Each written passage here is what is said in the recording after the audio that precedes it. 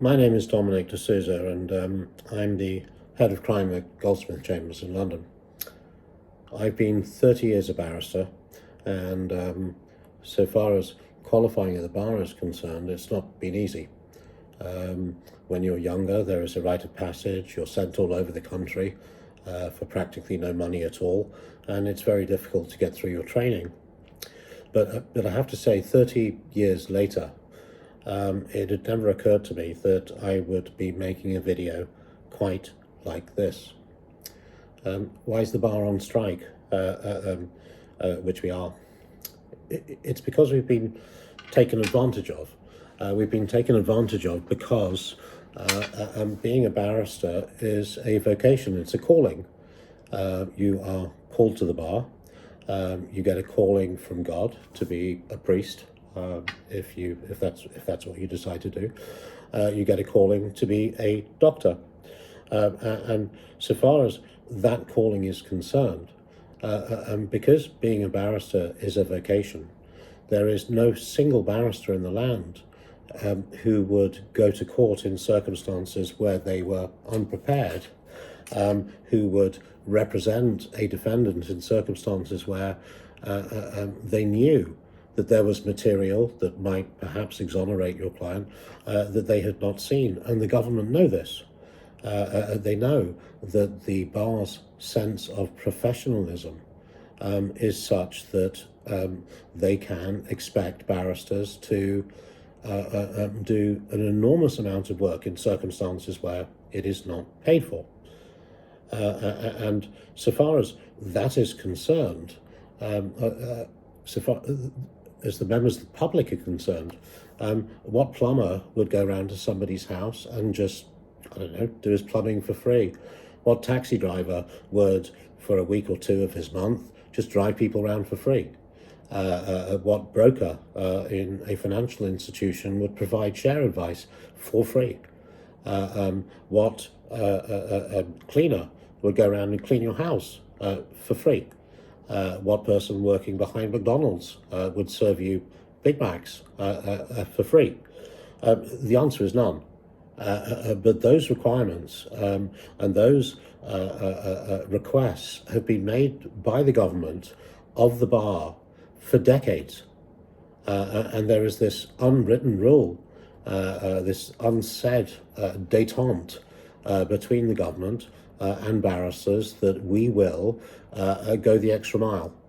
We would never go into court representing either you or one of your loved ones in circumstances where we were anything less than absolutely prepared.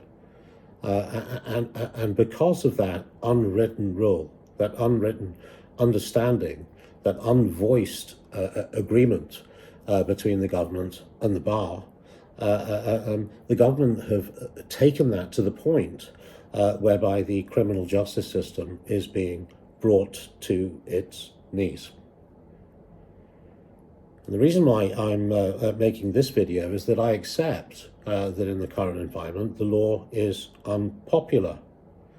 But for Joe Public, that is a fallacy.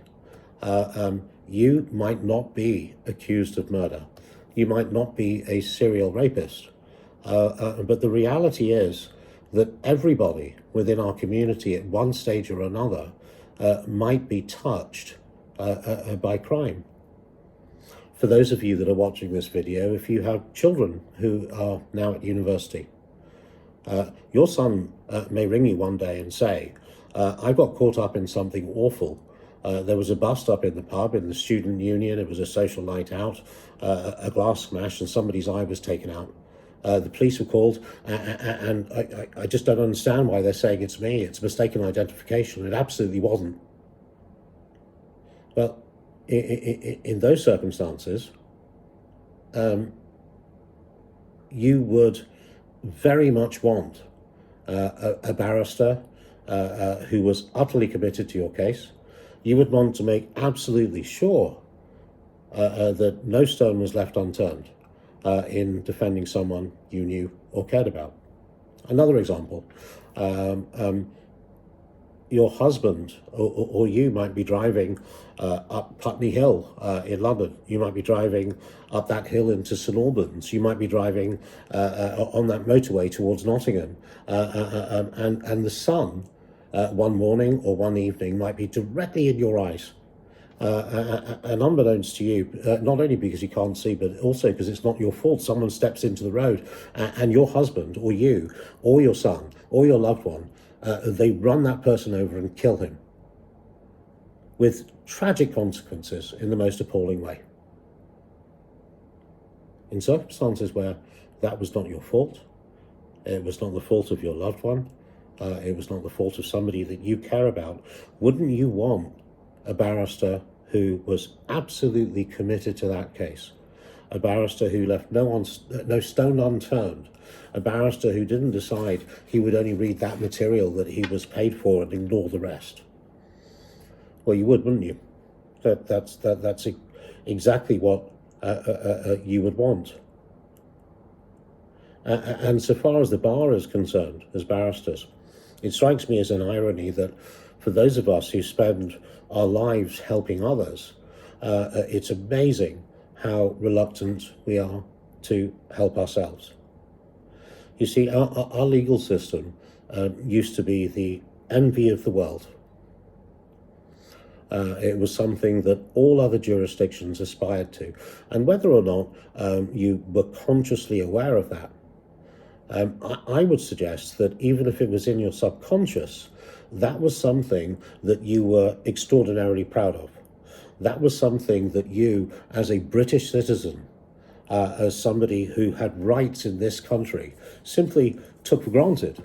That if ever a situation arose where you were involved in the criminal justice system, that you would get the best of the best in circumstances where it was important to find out what exactly was the truth. Well, that's no longer the case. It's no longer a situation where we can say that our legal system is the envy of the world at all. And that's because our legal system is on the point of utter collapse. And so far as that is concerned, how does that make you feel? How does it make you feel that were you to be involved in the criminal justice system, you would be involved in a system whereby the criminal bar was so disenfranchised, so upset, so desperate, so appallingly unhappy that they were going on strike literally for the first time in the hundreds of years that the bar has existed for your benefit.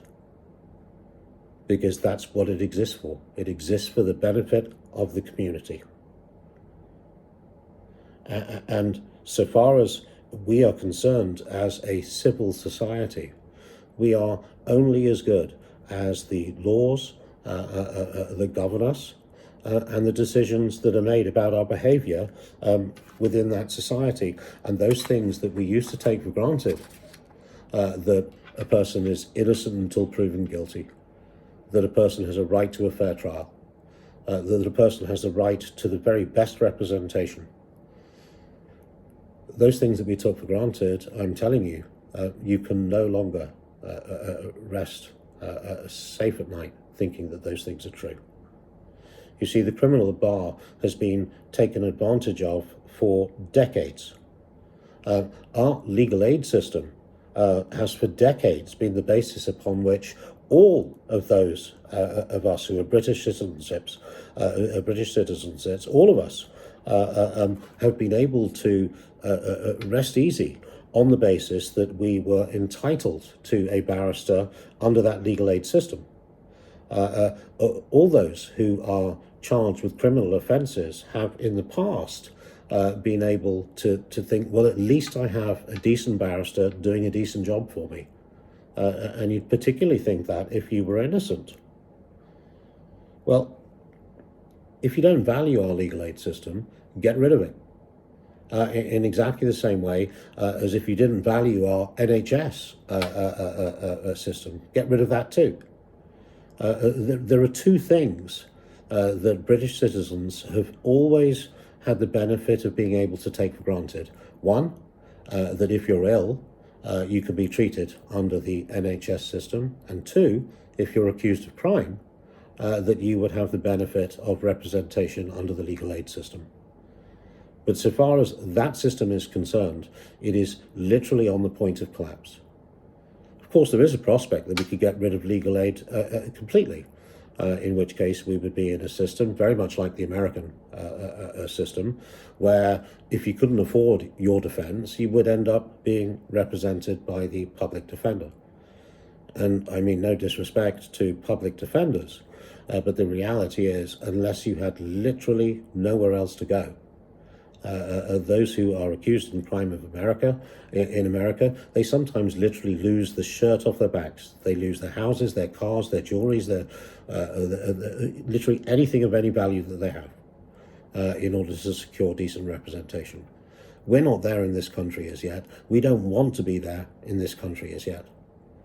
And so far as the Criminal Bar Association action is concerned, so far as the strike, if you want to call it that, by barristers concerned, that is predicated upon a situation whereby barristers feel that they have literally nowhere else to turn, literally no other option available to them to try and secure the future of our criminal justice system, not just for those that operate in it currently, but for those that are yet to come.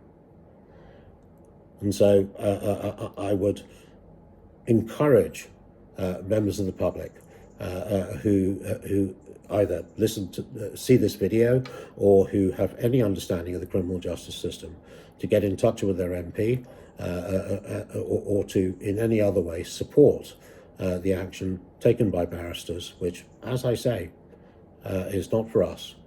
It's action, in fact, that's taken for you. Thanks very much.